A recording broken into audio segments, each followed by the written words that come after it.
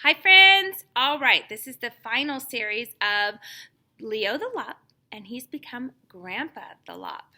So here it is, Grandpa Lop by Stephen Cosgrove and illustrated by Robin James. As always, it's a serendipity book. And there is a dedication, and it says, dedicated to an old man whom I remember but never knew in the Meadowline Falls, who was my Wizard of the Woods.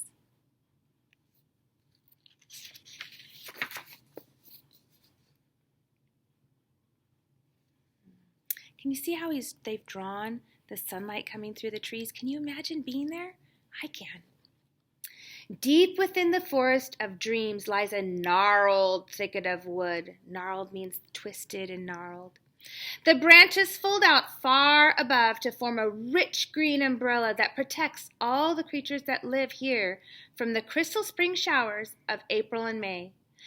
The rains fall for an hour, maybe two, and then the sun, like golden ribbons at a country fair, stream through the leaves to the ground below.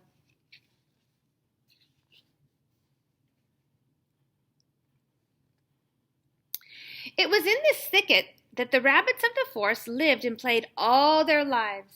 There were rabbits with big fluffy tails and rabbits with barely any tails at all, short ones, fat ones, skinny ones, fluffy ones, and one very old rabbit called Grandpa Lop. Grandpa Lop was so old that his fur had long since turned gray. He wore a tattered purple scarf wrapped around his neck and always carried a twisted stick that he used as a cane.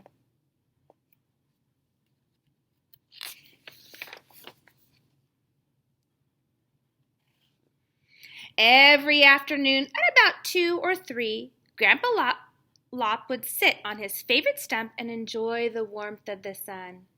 He would sit quietly until, without notice, all the young rabbits would gather around his feet. They would try to be quiet, but it was so hard that a couple of them had to stuff their ears in their mouths to keep from laughing. Grandpa Lop would lean back on his stump, look around, and begin in a very soft, low voice. Once upon a time, in the land of mist and magical things, there was an enchanted forest.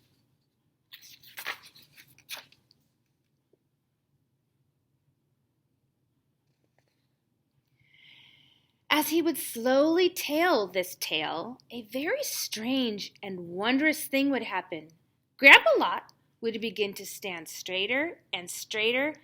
The sunlight would flash from his eyes and sparkle throughout the forest, and his fur would glow. The little rabbits would be totally enchanted as he recounted his tale, because suddenly the very old Grandpa Lop would become the Wizard of the Wood. Most of the rabbits would get so caught up in the story itself, they wouldn't even know when he had finished. He would have to say, "Now, little bunnies, it's time you were on your way." And they would scamper back to the thicket in the wood.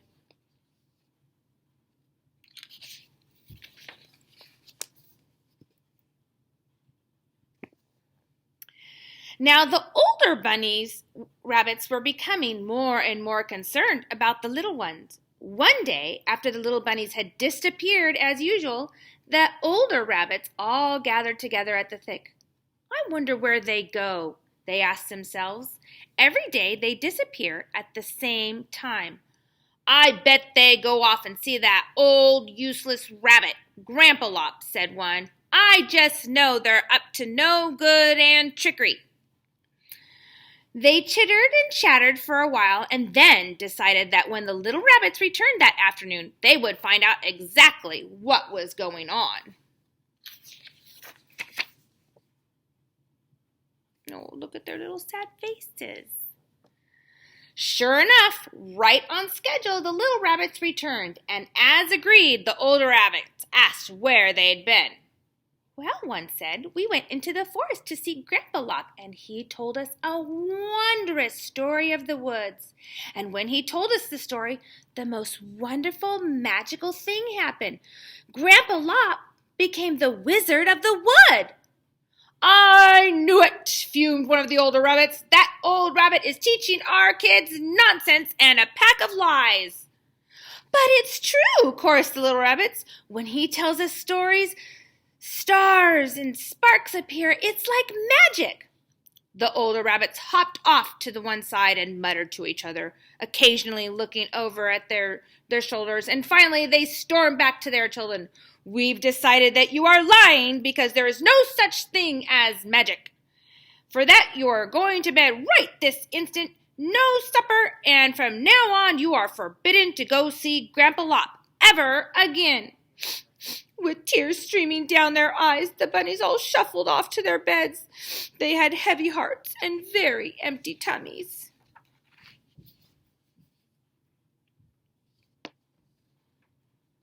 The next day, as usual, Grandpa Lot sat on his favorite stump, soaking up the warm sunshine and waiting for the little rabbits to appear. He sat, and he must have dozed off, for he woke with a start as the sun was just about to set. Much to his amazement, there were no baby bunnies, none whatsoever. Maybe they forgot, he thought, but surely they'll remember tomorrow. And with that, he hobbled off to his burrow in the wood to sleep.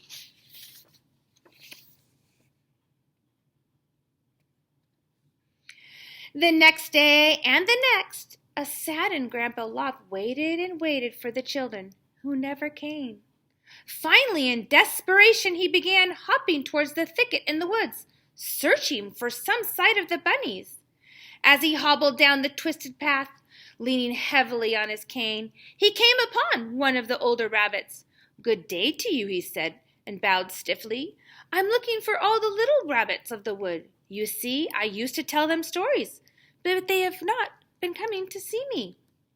"A good thing, too," snorted the older rabbit.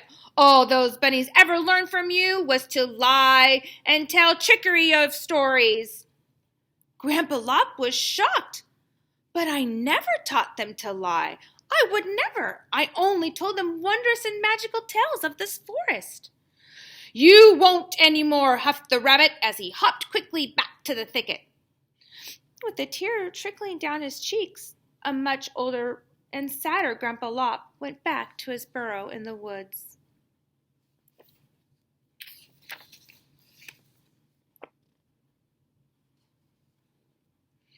With nothing to occupy his days now, Grandpa Lop wandered aimlessly about the forest, and once or twice he even went back to the thicket in the wood. But as soon as he appeared, the older rabbits would herd little bunnies to the opposite side. "Go away," they shouted. Old rabbits aren't wanted in this thicket." And with that, all the rabbits would scurry to their burrows. All alone, Grandpa Lop would hop away from the thicket and return to his part of the woods. Oh, how do you think he's feeling, friends? Thinking probably sad. The baby bunnies did as they were told, but they could never forget the magic of the Wizard of the Wood. And sometimes when they were all alone, they would whisper about how much fun it had been. But most of the time, they would just shuffle about the thicket, making dust and feeling very sad. The older rabbits tried to cheer them up, and sometimes they would even tell them a story. But it just wasn't the same. It got so bad that the little bunnies began to bicker, that means argue, among themselves. It would start innocently with one bunny bumping into another bunny, but it always ended up in a tangle of arms, legs, and ears as they wrestled to the ground.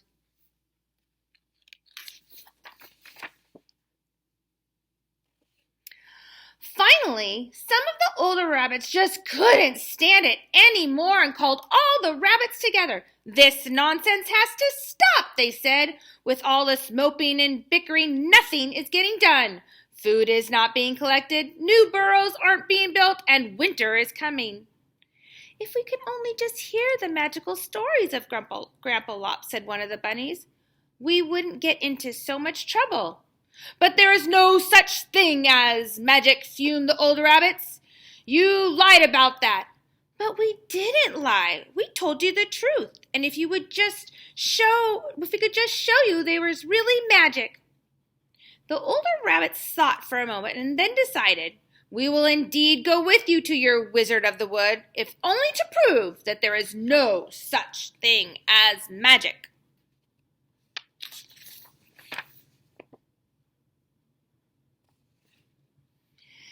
They all hopped into the forest and down the long, twisty trail to the stump where Grandpa Lop sat waiting. He sat as he always sat, sunning himself and gazing softly into the sky. The little bunnies quickly sat at his feet, while the older rabbits sat disbelievingly on the old rotten log. Grandpa Lop leaned back and with a gleam in his eye began in a very soft, low voice.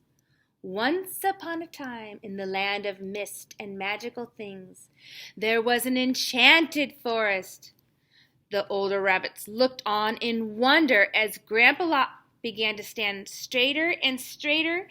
The sunlight began to flash from his eyes as he told the tale, and sparkles of magic began to twinkle in the forest around them.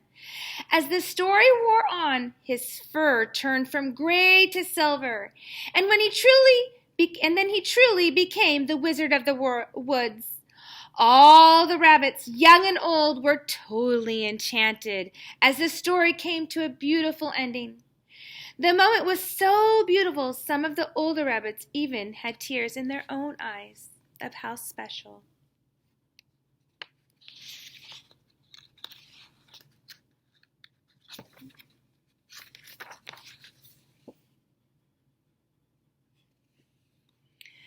No one said a word, so afraid they would break this magical spell. But one by one, they rushed to Grandpa Lop and hugged him with all the love in their hearts. The older rabbits never apologized for the wrong they had done the bunnies and Grandpa Lop, for everyone knew that sometimes even older rabbits make mistakes too. But every day now, at exactly the same time, all the rabbits hopped from the thicket and rushed to listen to Grandpa Lop because they knew that he would become the Wizard of the Wood.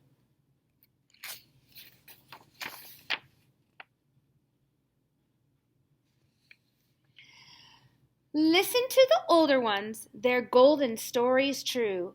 Then remember Grandpa Lop and the magic that he showed you.